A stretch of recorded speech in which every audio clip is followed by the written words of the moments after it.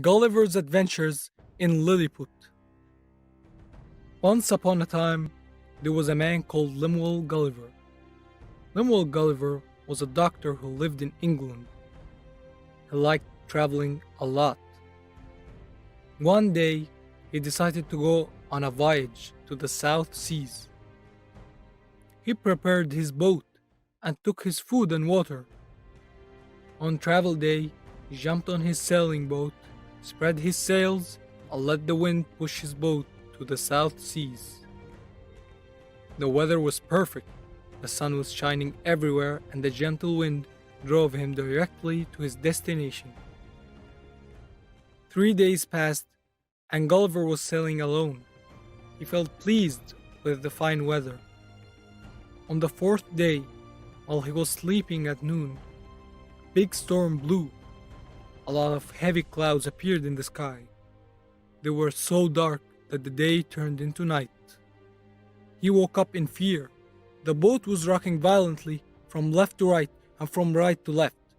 He felt the boat was going to sink. Gulliver struggled hard to gain control, but he couldn't. The big storm wouldn't let him sail safely. And suddenly, a very big vortex pulled down his boat, down and down, that he fainted and believed that he is a dead man. After hours, he woke up to find himself surrounded by tiny people, about 6 inches tall. He was chained inside a large temple. All the surrounding people were very afraid of him as they thought he was a beast. A lot of soldiers were raising their swords, spears, and armors. Gulliver tried to move, but he couldn't as he was still feeling tired. What happened? Who are those people? He asked himself. The king of Lilliput came towards him and asked, "Who are you? What are you doing here, beast?" "I'm not a beast," Gulliver replied. "I'm a man just like you." "What are you doing here?" King Lucas asked. "I was sailing toward the South Seas when a big storm blew and a vortex pulled me down here," Gulliver replied. "Where are you from?" King Lucas asked again. "I'm from England," Gulliver answered. "England? What is England?" King Lucas asked. "It's a country like yours," Gulliver replied. "So, you're from a country full of beasts?" King Lucas said.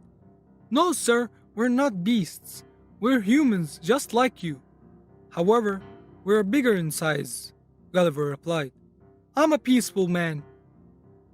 "We will see," King Lucas said, and left him immediately. He left Gulliver chained and surrounded by his army, with no food or water. The king was very busy as the national day of his kingdom was approaching. He was holding a big celebration. Many kingdom officials, including Admiral Scott, Princess Heidi's fiancé, and Geoffrey, the Minister of Treasury, were attending the festivities. As they were eating, listening to music, and celebrating, a lot of fireworks were launched into the air. Suddenly, a big fire started up, and the wind helped to spread it all over the place. They all ran everywhere. The guards were trying hard to put out the fire using water from the near sea, but they failed. Gulliver was still sleeping on his back, and suddenly he heard the noise and saw people running here and there. He saw the fire. Gulliver unchained himself. He moved to the sea, picked up a big ship, filled it with water, and dropped it directly onto the fire. He immediately put it out. All the surrounding officials were very surprised and happy, except for two, Scott and Geoffrey, who seemed to be jealous of Gulliver's strength and favor with the king. Gulliver became a great friend of the king. The king sent him an invitation for a dinner party with his officials. Scott delivered the invitation, and then he went to his friend Geoffrey. The two men decided to conspire against Gulliver so as to get rid of him. After the dinner party, Geoffrey went to the king, asking him for some money and gold. The king asked, "What for?" "The treasury house has no money or gold, as Gulliver ate all the crops of Lilliput, and we have to buy more crops for the people," Geoffrey answered. "Take Gulliver to the western farms in Lilliput to plant crops. He's a very helpful man, and I need him," the king said. "They are abandoned farms, your majesty," Geoffrey said. "I know. Get him what he needs to plant them, and get water from the nearest well," the king said. "Consider it done, your majesty," Geoffrey said. As he was walking home, Geoffrey said to himself, "Gulliver is a really dangerous man," as Scott said. Geoffrey went to Scott and told him what happened with the king. Scott said, "Okay, get him what he needs to plant the western farms. I have other plans for him." On the next day, Gulliver started working on the farms, tilling the ground, putting the seeds and watering the crops. As he was a giant, he did everything with no effort. Back in the palace, Princess Heidi walks into the king's room. "Your Majesty, I hate Admiral Scott. I don't want to marry him," she said. "Scott is a good man," the king cried. "No, Dad, I don't like him," she replied. "But he loves you," the king said. "No, he doesn't. He wants to marry me only to become the next king. He's a bad man," Princess said. "No, he isn't. Do you remember how his father served me and the kingdom with loyalty?" the king replied. "He protected me and the kingdom from the Cromwell's attacks," he continued, "and I promised him before his death to take care of his son Scott, so I appointed him as admiral," the king said. "Dad, I won't marry him. It's impossible," the princess said. "Okay, dear, as you wish," the king angrily replied. While this conversation was going on, Admiral Scott was at the king's door. He heard every word. After the princess had left, Scott entered the king's room. "I beg your pardon, your majesty," Scott said. "Come on in, Scott," the king said. "I ask your permission for a 3 days vacation. I will go on a fishing trip," Scott said. "Okay, but don't forget to get me some fish," the king replied. Scott smiled and said, "At your service, your majesty." Then he left. On his way home, Scott thought, "Now the princess won't marry me, and the king loves Gulliver and trusts him. It means that I will not be the next king." Scott ordered his guards to prepare the biggest ship in the kingdom fleet for his fishing trip.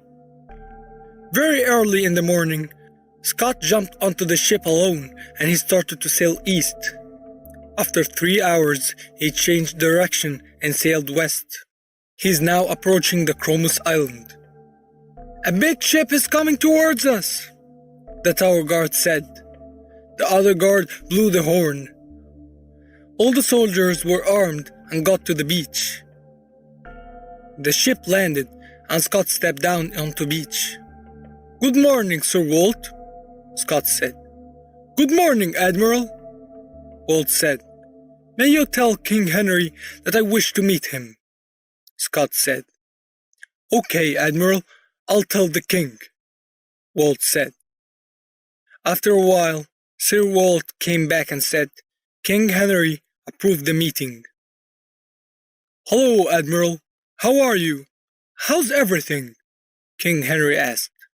"Everything's all right, your majesty. I hope you're fine too," Scott said. "Your majesty, I know that you like Lilliput and you want to attach it to your kingdom," Scott continued. "So?" King Henry asked. "So, I have a deal to offer, your majesty," Scott answered. "Go on," King Henry said. "You know, your majesty, that Princess Heidi and I love each other and we were going to marry soon," Scott said. "But King Lucas refused. He wants her to marry Prince Randall," Scott continued. And if Princess Heidi gets married to Randall, you won't be the next king, King Henry said.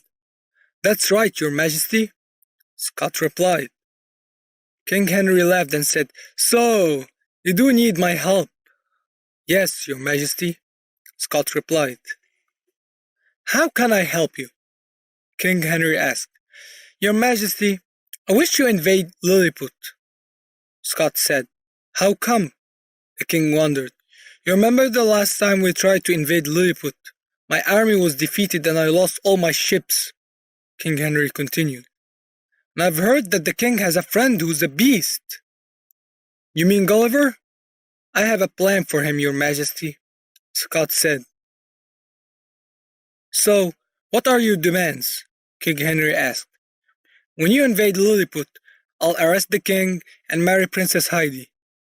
Lilliput will become part of your kingdom, and you will make me the ruler of Lilliput.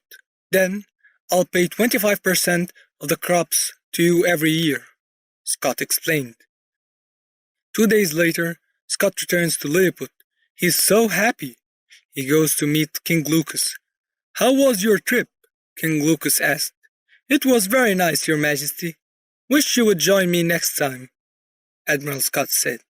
Okay, see you later, Scott. Bye, King Lucas said. Have a nice day, Your Majesty, Scott replied. 3 weeks passed. King Lucas went to visit Gulliver at the farm. He saw the plants growing and the farm turning into green. King Lucas congratulated Gulliver. Gulliver said, Your Majesty, I beg your permission to go back to England next week since my vacation will end. King Lucas replied, Before you go back, I have a gift for you. King Lucas gave Gulliver a box full of diamonds and jewels. During the night, Scott and Geoffrey were making the final arrangements. Scott went to the soldiers' kitchen and he dropped a lot of sleeping pills in their dinner. After dinner, Gulliver and all the guards on the beach slept deeply. Scott went to the beach holding a flame and waved in the darkness. He got the reply from a ship in the sea. After a while, a lot of King Henry's warships came to shore and the soldiers stepped down to occupy Lilliput.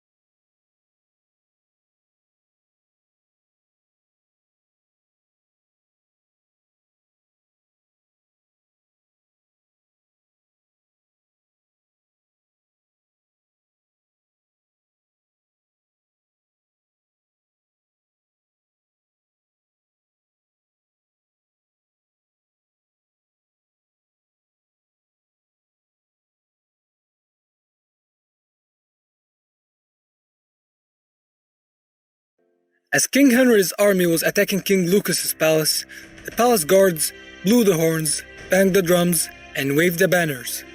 The battle between the two armies began. People of Lilliput woke up and went to defend their king and kingdom. They got their axes, bats, billhooks, and everything they could get to help their army.